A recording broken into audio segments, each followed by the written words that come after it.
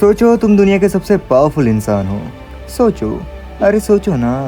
अरे हाँ, तुम तो निकम्मे हो और मैं भी। लेकिन जो हमारा मेन प्रोटैगनिस्ट है वो इस दुनिया का सबसे स्ट्रॉन्ग और मर्सिलेस राजा है।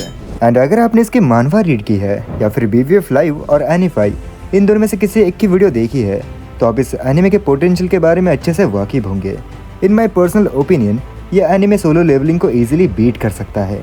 तो अब हम अपने सोचने पे आते हैं। वैसे सोच तो लिया ना कि तुम निकम्मे हो, आई मीन कि स्ट्रांग हो।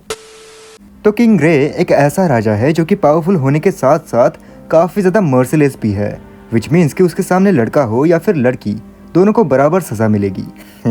निकिता, एक सेकेंड, निकिताज होना चाहिए राइट? निकिताज, बच के रहियो। समझ रहे हो ना मैं क्या कहने की कोशिश कर रहा हूँ? अरे समझ जाओ यार, सरकाज़म है, इतने भी छोटे नहीं रहे तुम अब। तो जितना पावरफुल किंग ग्रे है उतनी ही पावरफुल उसकी आर्मी भी है। As a once legend said, powerful people make places powerful. But जैसे कि KGF चैप्टर 2 के एंड में रॉकी भाई समुद्र में डूब गया था, सेम वैसे ही किंग ग्रे भी डूब गया। मगर एंड में ना तो रॉकी भाई की कहानी खत्म हुई और ना ही किंग ग्रे की, क्योंकि उसका जन्म एक अलग दुनिया में हुआ जहाँ उसे देखकर उसके मम्मी और पापा काफ़ी खुश हैं। मेरे प्यारे बच्चे आर्थर, मैं हूँ तुम्हारा पापा, चलो मुझे पापा बोलो पापा। लेकिन कुछ भी कहो, इस एनिमे में किंग ग्रे की जो आवाज़ है ना एकदम टॉप नॉच है। अब आर्थर को समझ नहीं आ रहा कि यहाँ पर चल क्या रहा है, ये कौन लोग हैं जो अचानक से उसे अपना बच्चा बोल रहे हैं। लेकिन उसे ये सिचुएशन अडेप्ट करने में ज़्यादा टाइम नहीं लगा। अब उसके ये पेरेंट्स उसकी काफ़ी ज़्यादा परवाह करते हैं, मगर उसे अपनी सिचुएशन पे काफ़ी ज़्यादा गुस्सा आ रहा है। छी यार, ये बच्चे भी ना, इसलिए तो उसे काफ़ी ज़्यादा गुस्सा आ रहा है क्योंकि उसकी बॉडी उसके कंट्रोल में नहीं है। और तो और ये बॉडी उसके लिए किसी प्रिजन से कम भी नहीं है। लेकिन उसने एक और चीज़ ऐसी देखी जो कि उसके लिए काफ़ी स्ट्रेंज है। बिल्कुल सही गेस किया, ये पावर्स जो कि उसकी दुनिया में एग्जिस्ट नहीं करती थी। उन पावर्स को यूज़ करते हुए रेनॉल्ड्स ने बड़े इजीली एक मॉन्स्टर को मार दिया और वहाँ से कुछ और भी लोग बाहर निकल आए जो कि रेनॉल्ड्स के पार्टी मेंबर्स हैं। लेकिन आर्थर के दिमाग में ये चल रहा है कि उसे जल्द से जल्द इन पावर्स को ऑब्टेन करना है। मगर इस चीज़ को साइड में रखते हुए ये जो मूवमेंट है वो इतना भी बुरा नहीं है, क्योंकि यार जब वो किंग ग्रे था तब एक भी रात ऐसे नहीं गई जब उसने चैन की नींद ली हो, क्योंकि हर वक्त ना उसके ऊपर असैसिनेशन होते रहते थे। कुछ दिनों बाद अब आर्थर अपने 4 पैरों के ऊपर चलने लगा है, आई मीन के 2 हाथ और 2 पैर। वैसा ही चलते चलते वो अपने आप को मिरर में देखता है। तो जबकि अब वो चलने के काबिल हो चुका है तो it's mission time. Step number 1, bed से नीचे उतरो। स्टेप नंबर 2, किसी के भी नज़रों में आए बगैर उस रूम में जाना है। स्टेप नंबर 3, वहाँ से एक बुक लेके उसे रीड करके यहाँ की इंफॉर्मेशन लेनी है।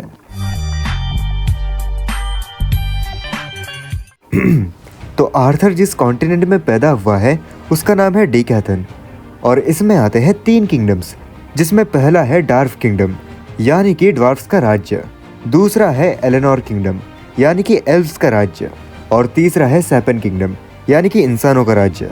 और हर एक नेशन के पास अपनी एक मोनार्ची है। बट अगर आर्थर अपनी पुरानी दुनिया को इस दुनिया से कंपेयर करे तो यहाँ की टेक्नोलॉजी काफ़ी पीछे है, और ये इस वजह से है क्योंकि यहाँ के लोग मोस्टली मैजिक पे रिलाई करते हैं, जो कि माना कंट्रोलिंग के थ्रू होता है। और तो और इसे 100 में से सिर्फ एक बंदा ही सीख सकता है।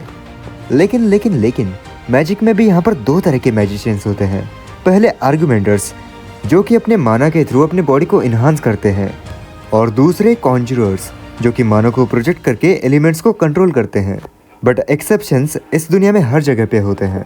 लेकिन माना को कंट्रोल करने के लिए ना माना को सेंटर में सर्कुलेट करना पड़ता है, जिसे कि माना कोर भी कहा जाता है। और ना ये कॉन्सेप्ट उसे अपने प्रीवियस लाइफ की तरह ही लगा, जहाँ वो अपने की को इसी तरह से यूज़ करता था, यानी कि वो अपने पास्ट लाइफ की नॉलेज को यूज़ करके इसे बड़ी इजीली सीख सकता है।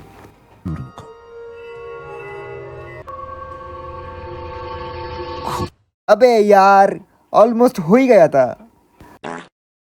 लो, अब बॉडी ने भी कंट्रोल छोड़ दिया।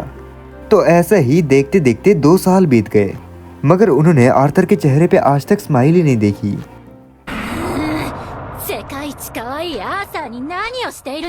अरे आर्थर ना अभी अभी चलना सीखा है और ये उसे ट्रेनिंग दे रहा है, जिसकी वजह से ये उसे डांट रही है। चलो अब सीन को शिफ्ट करो। तो आर्थर को ना मार्केट में काफी कुछ जानने मिला, ऐसी चीजें देखने मिली जो उसने अपने पास्ट लाइफ में नहीं देखी थी। मगर सबसे बढ़िया चीज जो उसे देखने मिली वो थी मैजिक। साला मैजिक पगलू। उसे ये जिंदगी काफी अच्छी लगी क्योंकि उसके पेरेंट्स को उसकी परवाह है, जबकि वो किंग ग्रे था तब ऐसा बिल्कुल भी नहीं था। तो यहाँ ना हमें जानने मिला कि उसकी मॉम को अच्छे से पता है कि आर्थर क्या करता है। एक मिनट, यानी कि स्टेप 2 बस्टेड। अब उसका पिता उसे इम्प्रेस करने के लिए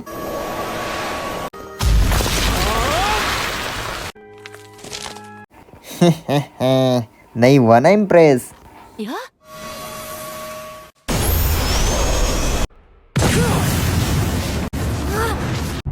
क्यों हिला डाला ना। चलो अब सोने की बारी। मगर नहीं, आर्थर को तो अभी बुक रीड करनी है। नहीं, बिल्कुल नहीं, अभी सोने की बारी है। अब ऐसे मत देखो मेरी तरफ।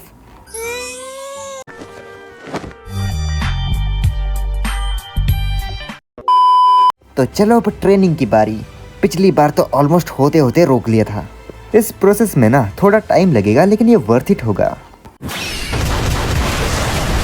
अबे इतना भी वर्थ इट नहीं होना था। एलिस, क्या तुम ठीक हो? लेकिन एलिस को खुद की परवाह नहीं है, उसे तो आर्थर की चिंता है जो कि अभी भी अंदर है। तो ये लोग भागे दौड़े चले आए आर्थर को चेक करने के लिए। आर्थर का टैलेंट देख के ये दोनों काफी शॉक्ड हैं।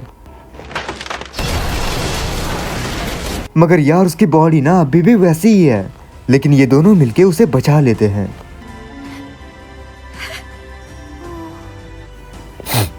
काफी इमोशनल मोमेंट है। मगर यार आर्थर ना इन फीलिंग्स को समझ नहीं पा रहा है, क्योंकि उसके पास्ट लाइफ में वो बस एक किलिंग मशीन था जिसने कि ये फीलिंग्स कभी भी एक्सपीरियंस नहीं की थी। लेकिन इस लाइफ में वो ऐसी चीजें सीख पा रहा है जो कि वो अपने प्रीवियस लाइफ में नहीं सीख पाया। अब इन सभी को साइड में रखते हुए एक एंटिटी ऐसी भी है जो कि आर्थर के ऊपर नजर रखे हुए है। एंड अगर आपने इसकी मानवा रीड की है तो आपको अच्छे से पता होगा कि ये कौन है। अब यहाँ पर ना एक आदमी को सजा दी जा रही है क्योंकि उसने किंग ग्रे को मारने की कोशिश की थी। तो इस गुनाह के लिए ना उसे और उसके पूरे परिवार को मारने का ऑर्डर पास हुआ। उस आदमी ने अपने गुनाह को कबूल किया और ये कहा कि इसमें उसकी फैमिली का कोई भी हाथ नहीं था, तो वो लोग उसे जाने दे। What the hell? मतलब किंग ग्रे इतना निर्दयी और क्रूएल है कि मारने से पहले एक बार भी नहीं सोचा। अब यहाँ पर आर्थर और रेनॉल्ड्स ट्रेनिंग कर रहे हैं। मगर ये क्या, रेनॉल्ड्स ने तो मैजिक का यूज किया, लेकिन एग्जैक्ट सेम वैसे ही आर्थर ने भी किया, क्योंकि उसके पास अपने प्रीवियस लाइफ की नॉलेज जो है, जिसे यूज करते हुए उसने रेनॉल्ड्स की सौर तोड़ दी। जो देखकर रेनॉल्ड्स को आर्थर के टैलेंट के बारे में अंदाजा हो चुका है, इसलिए उसे लगता है कि आर्थर को एक प्रॉपर टीचर की जरूरत है। मगर एलिस इसके खिलाफ है। मगर रेनॉल्ड्स ने जो अभी अभी देखा वो उसे सब कुछ समझाता है। आज तक औरत ने कभी मर्द की बात सुनी भी है? तो ऐसा ही कुछ टाइम तक बहस करने के बाद आर्थर के कहने पे वो मान ही जाती है। मतलब इतने टाइम तक वो बंदा समझा रहा है, लेकिन नहीं, उन्हें आर्थर के ऊपर फक्र महसूस हो रहा है। और हो भी क्यों ना, आर्थर इतना टैलेंटेड जो है। अब दूसरे दिन वो सभी लोग आ जाते हैं जो कि आर्थर को छोड़ने के लिए जाने वाले थे। बाय द वे इन लोगों को हमने पहले भी देख रखा है, जिनके सामने आर्थर खुद को इंट्रोड्यूस करता है। और आर्थर को ना इनके चेहरे अच्छे से याद है, वो छोटा बच्चा थोड़ी ना है। वेल टेक्निकली तो है। ऐसे ही उनके बीच काफ़ी सारी बातें होती हैं, एक दूसरे को इंट्रोड्यूस करते हैं। ये लड़की ना ज़्यादा बोलती नहीं, लेकिन इसे याद रखना, आगे काम आएगी। और अब वो अपने सफ़र पे निकल जाते हैं।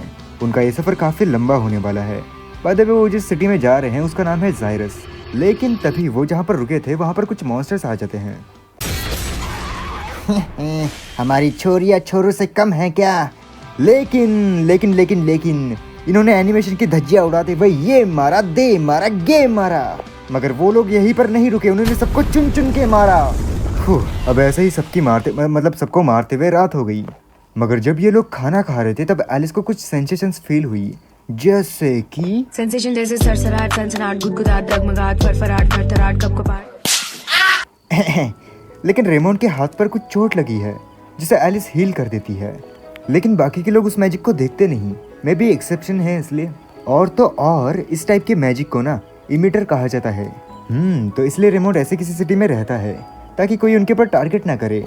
देन अब वहाँ पर एडम आर्थर को स्पार्क के लिए चैलेंज करता है। आर्थर का ये करने का मन तो नहीं है। अबे वो टेक्निकली छोटा बच्चा ही है, थोड़ा तो होल्ड बैक कर ले। तो ठीक है, अगर वो होल्ड बैक नहीं करेगा तो आर्थर भी नहीं करेगा। भाई साहब जरा बंदे की स्पीड तो देखो। इसी के साथ उसने उसे ले मारा, दे मारा, लेकिन एडम ने उसे गे मारा। मगर एंजेला रोज उसे बचा लेती है। अच्छी दिखती है वैसे। अब ये लोग एडम को डांटते हैं क्योंकि उसने होल्ड बैक नहीं किया, मगर एडम ने आर्थर को एडमायर किया। लेकिन तभी वहां पर जास्मिन आई। ओए ओए ओए, तेरे अंदर कहीं ये जास्मिन तो नहीं घुसी ना? तो जास्मिन को ना आर्थर से कुछ चाहिए। अरे अरे अरे, इस वाली को नहीं। हाँ, तो इसे ना आर्थर की वो ट्रिक जाननी है। काफी सीरियस लग रही है। अब ऐसे ही उनका सफर चलता रहता है, जिसमें आर्थर ने बहुत कुछ सीखा और जास्मिन ने भी। अरे अरे सालो, ये नहीं। तो सीखते सीखते जास्मिन आर्थर के काफी करीब आई, और तो और उसने आर्थर के बर्थडे पे एक गिफ्ट भी दिया, जो कि उसके फ्यूचर में काम आएगा। Spoiler alert. अब वो सभी वहां से आगे बढ़ने वाले थे, लेकिन तभी वहां पर एलिस को फिर से वही सेंसेशंस हुई। अरे लेकिन ये क्या, उनके ऊपर बैंडिट्स ने हमला कर दिया, मगर ये लोग भी उनसे लड़ने के लिए तैयार हैं। सुनो सभी, उस बच्चा और औरत को छोड़ दो, वो हमारे किसी भी काम के नहीं है। बाकियों को मार डालो। मगर इन्होंने फिर से उन्हें ये मारा, दे मारा, गे मारा। लेकिन वो लोग तादाद में बहुत ज्यादा है, जिनसे लड़ते लड़ते ये लोग थक जाते हैं, और एलिस उन्हें हील भी तो नहीं कर सकती, क्योंकि अगर ये बैंडिट्स को पता चला तो और बुरा हो जाएगा। इसी बात की चिंता रेनॉल्ड्स को भी है, जिस वजह से वो उन लोगों को यहाँ से भागने के लिए कहता है। मगर आर्थर तो यहाँ पर लड़ना चाहता है क्योंकि उसके पास स्ट्रेंथ है, लेकिन रेनॉल्ड्स चाहता है कि वो उसी स्ट्रेंथ का यूज उसकी माँ को प्रोटेक्ट करने के लिए करे, क्योंकि वो फिर से माँ बनने वाली है। तो अभी समझे कि वो सेंसेशंस की हो रही थी। तो रेमोंड की ये बात आर्थर अच्छे से समझ गया, और वो वहां से एलिस को लेकर भाग गया। लेकिन बैंडिट्स के लीडर ने भी उनके पीछे कुछ लोग लगा दिए, और वो खुद रेनॉल्ड्स से लड़ने लगा। यहाँ सभी मिलकर आर्थर का रास्ता साफ कर रहे हैं, लेकिन तभी एक मेज की नजर उनके ऊपर पड़ी, जिसने उन दोनों के ऊपर अटैक किया। मगर आर्थर ने एलिस को साइड करके बचा लिया, मगर बचाते बचाते खुद नीचे गिर गया, जो देखकर सभी लोग शॉक हो गए। मगर नीचे गिरने से पहले उसने उस मेज को भी नीचे गिरा दिया। इन दोनों ने भी उसे बचाने की कोशिश की, मगर बचा नहीं पाए। अब आर्थर को अपने सामने अपनी मौत नजर आ रही है, लेकिन उसे बिल्कुल भी अफसोस नहीं हो रहा। उसे ये सारी फीलिंग समझ आने लगी है कि आखिर क्यों वो आदमी अपने फैमिली को बचा रहा था, और क्यों ये दोनों उसके लिए इतना रो रहे हैं। उसे एक अच्छा बड़ा भाई बनना था, अब शायद ही वो बन पाएगा। लेकिन बीच में आ गया प्लॉट आर्मर। ये क्या, उसके सामने तो वही बड़ी सी एंटिटी आ गई। Good morning Arthur.